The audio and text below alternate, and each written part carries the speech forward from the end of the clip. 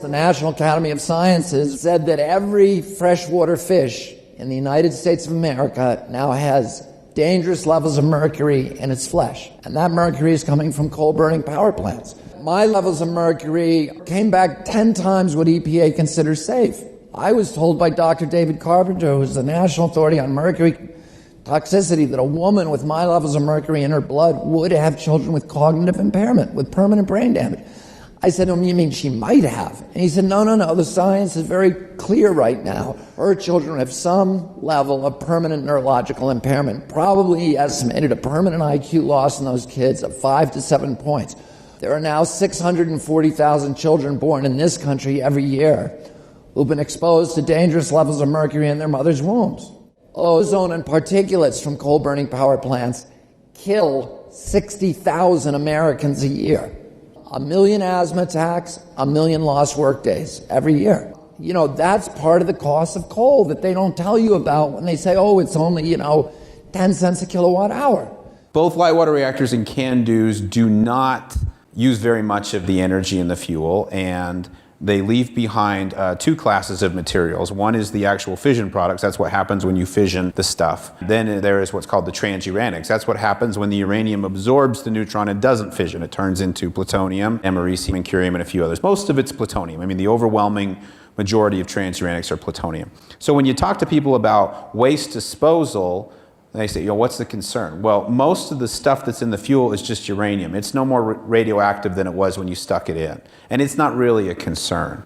And the fission products, they are very radioactive when they're created, but they decay rather quickly. They don't really have long-term radioactivity. They just decay too fast is the deal. There are a few of them that have very long half-lives, but that means their radioactivity levels are extremely low and they just don't really pose a hazard. The real challenge with spent fuel management is the presence of those transuranics, plutonium, americium, curium, because they have moderate half-lives and they have complicated decay chains. When you're looking at like a Yucca Mountain or a disposal site, you go, what are we going to do with that? Well, the basic advantage of LFTR over that approach is we don't form those transuranics. We burn up essentially all of the fuel in this process because we don't remove fuel from the reactor until it's a fission product. General idea is you don't want uranium or thorium or anything else to end up in your waste stream, and that's a pretty straightforward proposition in this fluid-fueled reactor. So our waste story is a lot different.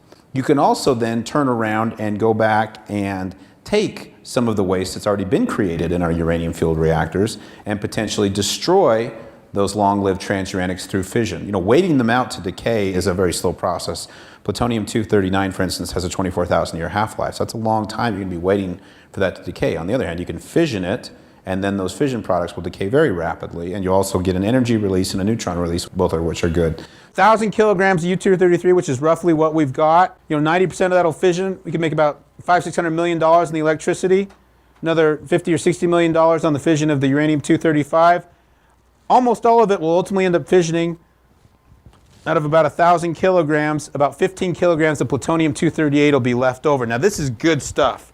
NASA is desperate for this stuff. Plutonium-238 is different than plutonium-239, the stuff we use in bombs. In fact, it's worthless for bombs. These radioisotope thermoelectric generators are based on plutonium-238, and this is the only way that we've been able to explore the outer solar system. The United States is unique, the only country in the world that has sent space probes beyond the asteroid belt. And it's all been based on having this technology. Short answer, we're out of the stuff. It's gone. We've used it all up. The Russians used to sell us some. They've sold us all their inventory. It's gone. NASA's got billions of dollars of deep space missions hinging on having enough of this stuff to run the batteries to let the thing call home.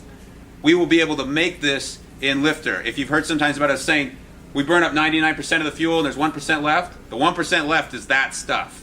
And it's worth almost as much as the stuff we burn up.